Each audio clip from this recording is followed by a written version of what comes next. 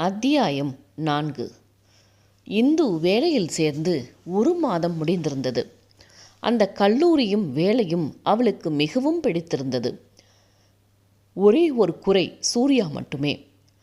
நன்றாக படிப்பவனாக இருந்தும் அவனிடம் இருக்கும் குறும்பு அவளை கடுப்படிக்க செய்தது.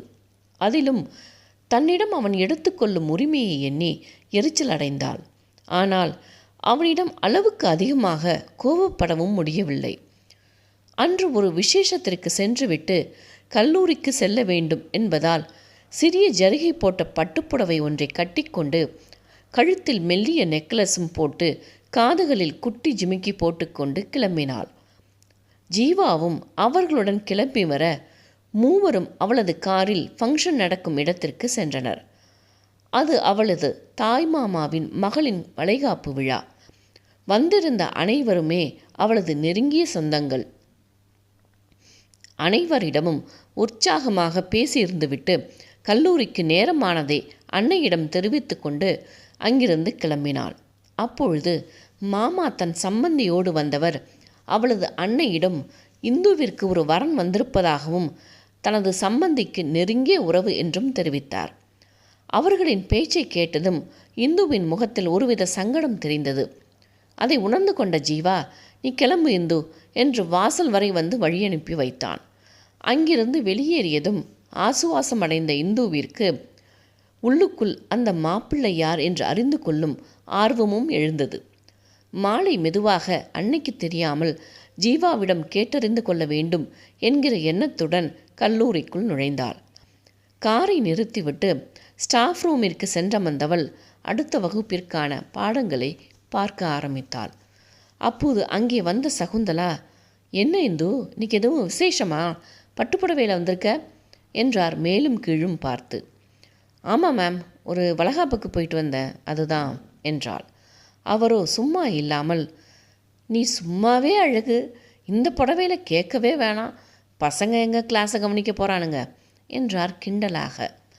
அவரின் பேச்சில் முகம் சிவந்தவள், "இந்தம்மா என்ன இப்படி பேசுது" என்று எண்ணிக்கொண்டு பாடத்தை படிப்பது போல தலையை குனிந்து கொண்டாள். சற்று நேரம் அவரும் தன்னுடைய வேலையில் மூழ்கிவிட அடுத்த வகுப்பிற்கான நேரம் வந்ததும் புத்தகத்தை எடுத்துக்கொண்டு சூர்யாவின் வகுப்பிற்கு சென்றாள். அவரவர் இருக்கையில் இல்லாமல் மாற்றி அமர்ந்து பேசிக்கொண்டிருந்தவர்கள் அவளை கண்டதும் அவரவர் இடம் தேடி ஓட சூர்யாவின் பார்வையோ பிரமிப்புடன் அவளையே தழுவிச் சென்றது. வகுப்பறையை கண்களால் சுற்றி வந்தவளுக்கு சூர்யாவின் பார்வையைக் கண்டு ஒருவித அசூயை முகத்தில் வந்தது. என்னதான் வயது கோளாறாக இருந்தாலும் ஒரு ஆசிரியரை இப்படி பார்க்கலாமா என்று எண்ணி கடுப்பானாள். அவனோ தனது பார்வையை மாற்றிக்கொள்ளாது அப்படியே அமர்ந்திருந்தான். அவள் பாடம் எடுக்க ஆரம்பித்த பிறகும் அவனது பார்வை மாறவில்லை. ஆனால் அவ்வப்போது தன்னை சுற்றி உள்ளவர்களையும் பார்த்து கொண்டான். அவளுக்கு அவன் பாடத்தை கவனிக்கிறானா என்கிற சந்தேகம் எழுந்தது. அதனால் அன்றைய வகுப்பு முழுவதும் அவனை கேள்வி கணைகளால் துளைத்து எடுத்துவிட்டாள். அவளின் ஒவ்வொரு கேள்விக்கும் சரியான பதிலைத்தான் சொல்லிக் கொண்டிருந்தான். முதல் கேள்வி கேட்டபோதே அவளுக்கு நம்பிக்கை இல்லை. ஆனால் அவனின் சரியான பதிலில் ஆச்சரியமடைந்தாள். அதன் பின்னரே சரி, எப்படியோ பாடத்தை கவனித்தால் போதும் என்று அவனது பார்வையை புறந்தள்ளினாள். வகுப்பை முடித்து கொண்டு வந்தமர்ந்தவளுக்கு ஏனோ மிகவும் களைப்பாக இருந்தது. அது அவனது பார்வையின் வீச்சில் ஏற்பட்ட களைப்பு என்பதையும் உணர்ந்து கொண்டாள். மனமோ இது சரியில்லை என்றே உரைத்து கொண்டிருந்தது.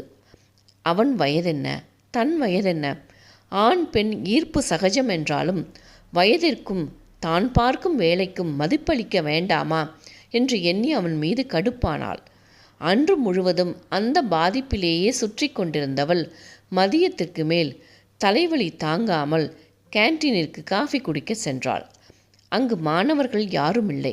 அதனால் காஃபியை வாங்கி வைத்து கொண்டு ஃபோன் பார்த்து கொண்டு அமர்ந்திருந்தவளின் முன்னே வந்து நின்றான் சூர்யா.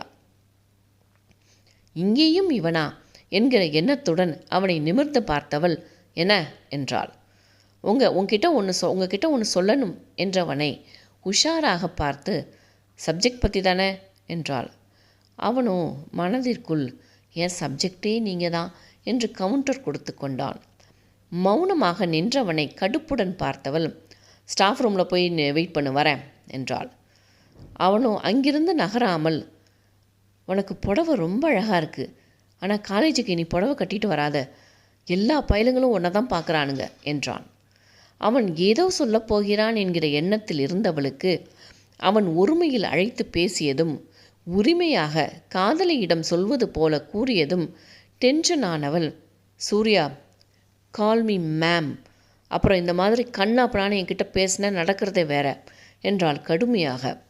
அவனோ சிறிதும் அலட்டிக்கொள்ளாமல் அவளை ஆழ்ந்து பார்த்தவன், என் வாழ்க்கையின் சில முடிவுகளை நான் சற்றுன்னு எடுத்துருவேன், ஆனால் அதன் பிறகு அதில் எந்த மாற்றமும்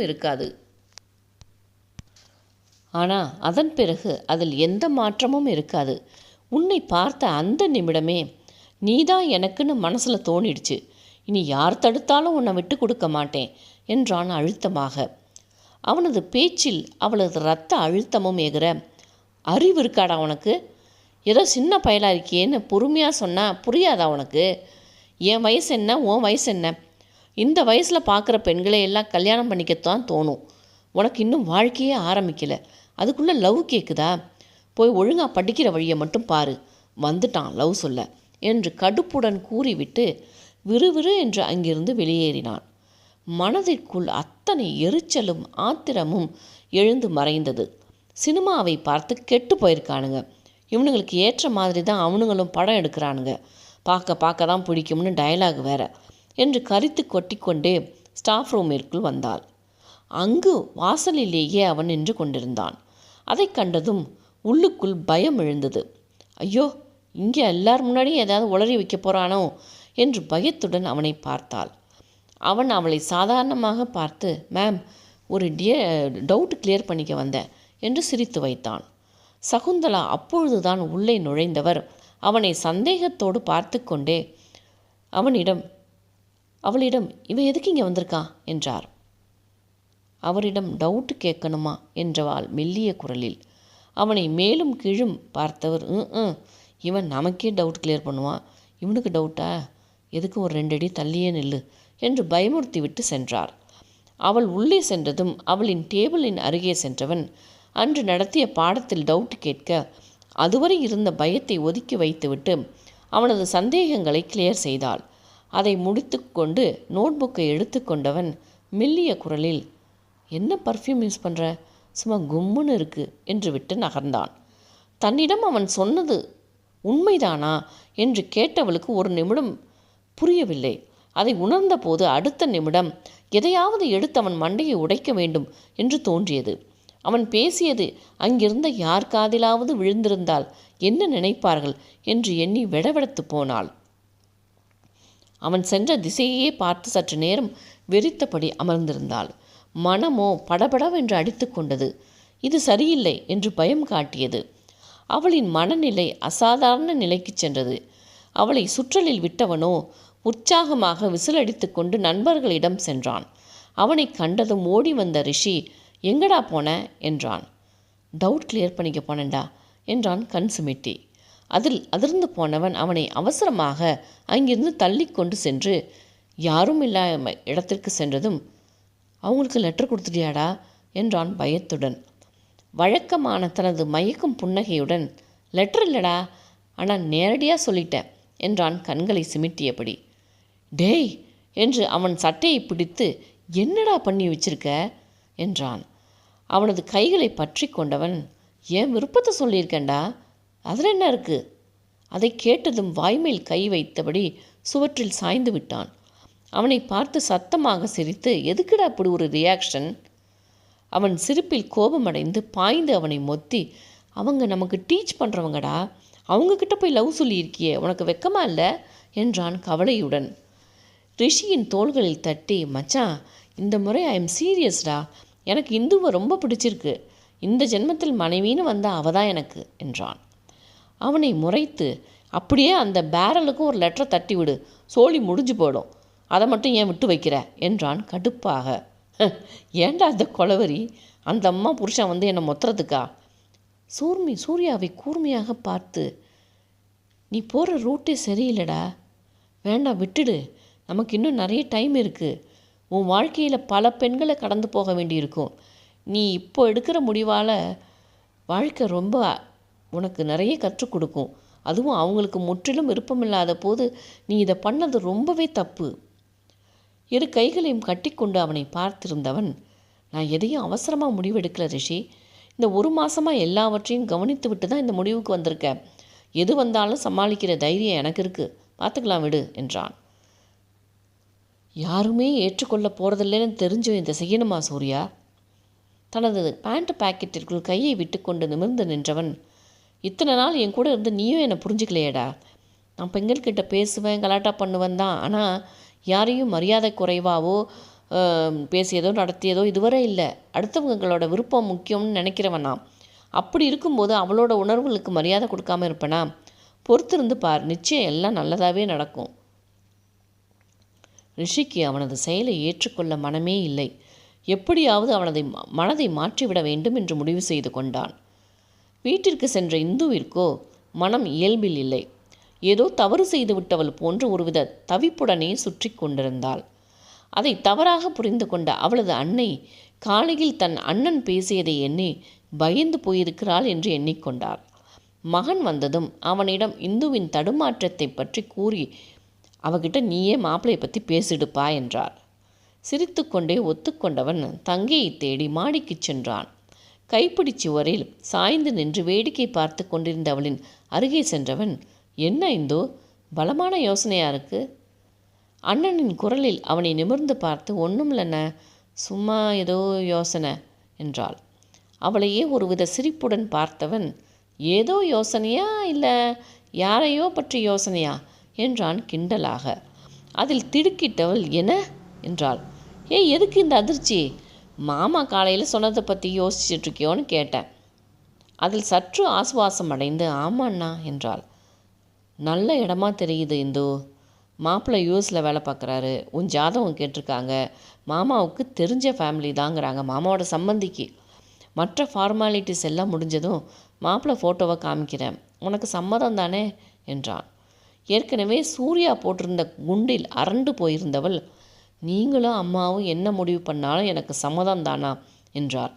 தங்கியின் பேச்சில் நிம்மதி அடைந்தவன் அவள் தலையில் தட்டிவிட்டு, நான் கீழே போகிறேன் வரியா என்றான். இல்லைண்ணா, கொஞ்ச நேரம் இருந்துட்டு வரேனே என்றாள்.